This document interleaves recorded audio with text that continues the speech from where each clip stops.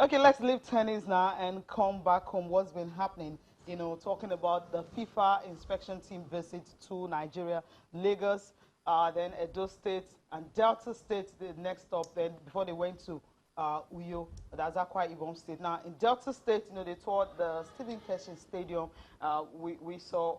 Okay, that's just some of the I mean, work still the being whole of done. Asabas, Yeah. what they did, the Stephen Keshi Stadium, the facilities that will be used while because Stephen Keshi is a proposed venue, and they took a tour, looked around, looked at a lot of things, and I must say, we're hearing rave reviews of all of the places that FIFA has been. Not that we're taking anything for granted, FIFA still has to make a decision, but to be hearing some of the good comments coming out, to be hearing governors pledging support, to be hearing administrators say, look, we're going to bend back and over, do all sorts to ensure that this happens is heartwarming. And like you said yesterday, whatever needs to be done, I am very sure is going to be done so that we can host this tournament if FIFA gives us the nod. Absolutely, that's what we'll be waiting for. Now let's listen to the FIFA inspection team now after touring Asaba, what they had to say, some very positive things concerning what they saw in Asaba, Delta State. I'm impressed about the number of facilities in this state and also the activities as part of the legacy plan. Lots of facilities have been upgraded or will be upgraded in the next time. So this is obviously what we like in order to develop football everywhere around the world. It's not a question of whether Delta State stands a chance. We are looking at the global picture of hosting a FIFA tournament, in which case, as a nation and as a federation, we should provide the requisite facilities and services that are befitting of that tournament. Good to explain that a World Cup is a World Cup, whether it is under 17 or it is women's or it is something, there is really little compromise. You have to, yes, in size and in scope and in size of stadia and services and TV audience and such other things, yes, the Women's World Cup is lower in demand than the Men's World Cup. But generally, all the standards and all the services and all the functions have to be up and working. Of course, everything will need to be working. Just some rave review coming from the inspection team right there in Asaba. All right, so that's it. Well, we're talking about key figures, we're talking about people that need to give us assurances that it doesn't get better than the governor of Delta State. They visited him and they had a sit down, and of course, he gave his assurances. And Cecilia, the good thing about all of this is we're not entering through the back door. All of the people that should be in the know are in the know. We're getting the support that this tournament needs, the government backing that it needs. I mean, I'm very sure you're going to see the pictures now of the FIFA inspection team, the members of the NFF, the people in Nigeria working behind the scenes, all meeting with the governor. I mean, all of those things gladdens your heart. Yeah, absolutely, gladdens the heart, and that's why NFF President Amaju Pene talked about the fact that he knows the Delta State have been, you know, developing facilities and all that. They want them to continue, and the Delta State Governor Ifeanyi Okowa also talked about the fact that they know they have some lapses right there in Delta State, but things they want to work on, and that's why actually, you know, asking the FIFA officials that came and said, look, have a good review going back. Just know that whatever you've noticed, let us know so that we'll have to work on it before you come back next time. Let's hear from him. Your Excellency, we have come to Delta and we have seen, and I can tell you, everybody here is robustly. I'm very, very impressed with the facilities. Like they said, and they whispered to my ear, if it's tomorrow, we are ready to go. On the 12th of September, in our organizing committee meeting in FIFA, a decision will be taken. And once the decision is taken, we'll come back to work. Like I told them, you are not just a talking a do. You make sure every step being taken, you are a stickler for details and timelines. I do know that there is room for improvement and we'll continue to strive to improve on the facilities that we have. But we do believe that we have a lot to do to develop sports in our state. I'm sure that you're going to send back to FIFA a very warmly report that would enable us skate through with the bid. But if there are any deficiencies along the line, yes, we want to assure you that we can easily live up to expectation and get things done. It's going to be a very warm experience for us. And we will want to reassure you that we'll do everything within our reach in collaboration with FIFA and the NFF to ensure that we host a very good competition and a very peaceful, creating the peaceful enabling environment that will be good for both sides. And that's what we're waiting for, that enabling environment for both sides, so that everyone will benefit from the hosting of the FIFA Under-20 Women's World Cup right here in Nigeria. Yep. Udo, Akwa Ibom State in Uyo was their next point of call, and also some reviews coming from there. I know once they get here, they won't have issues from the airport to the You could hotel, almost close you know, your eyes and just say, okay. And the comments of the governor really gladdens my heart. Oh, really? And the things that he said, look, he said, we have facilities here, so federal governments don't even have.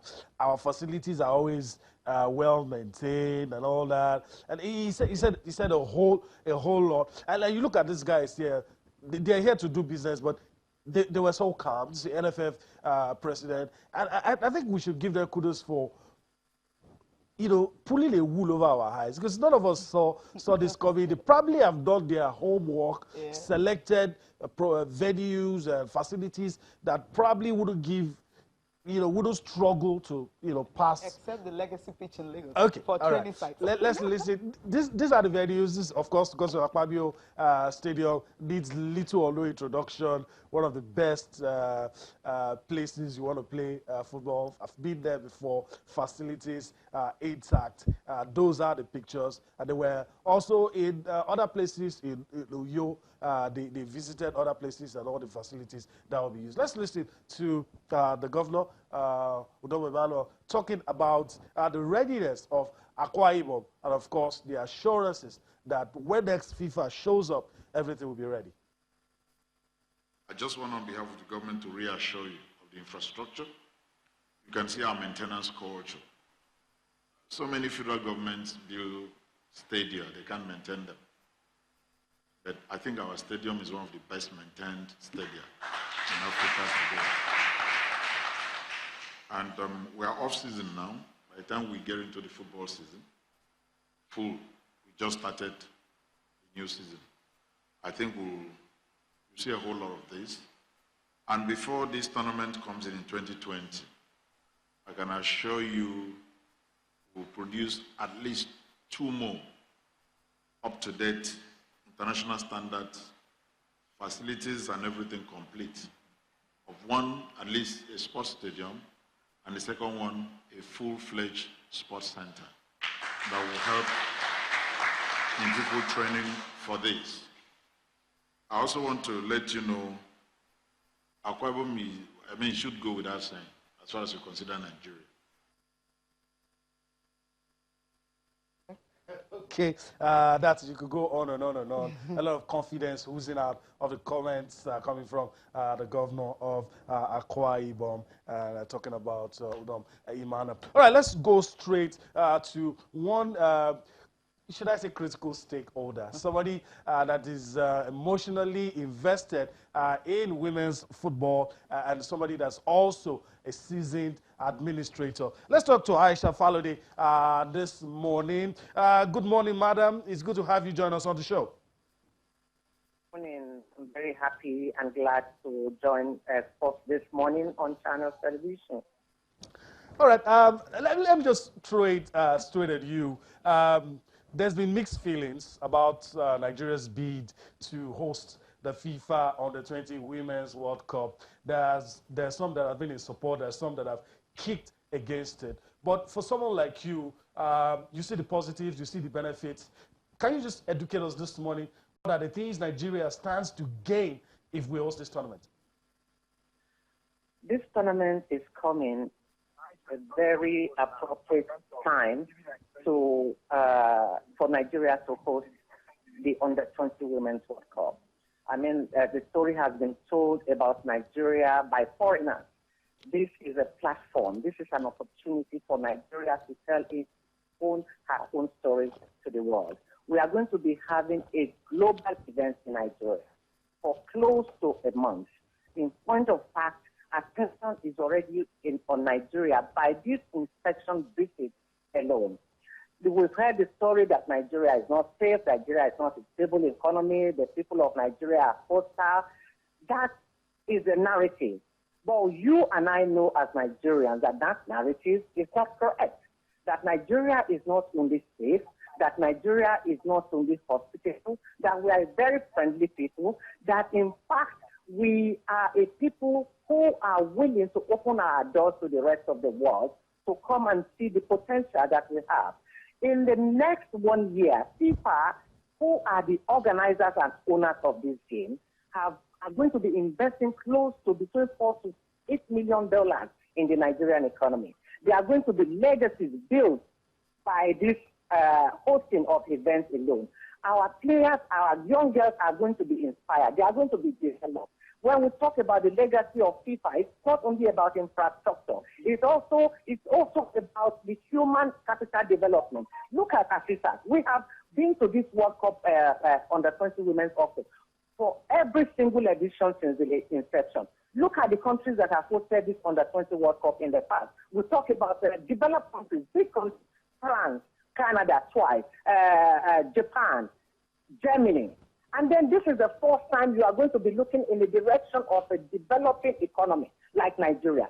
And we should be excited about the opportunity that we are being given. I hear a lot of talk that South Korea pulled out, India pulled out. They didn't pull out. We are still in the process of bidding. We are still in the process of being announced. The impression that we are getting from every state we've been to, starting from Lagos to Benin to Delta, so here in Akwa Ibom, we've just finished inspecting the fantastic edifice that I, as a Nigerian, did not even know existed in this country. Come and see the 4 Point by Sheraton that has been taken over by Marriott that they are building in Ikotepene.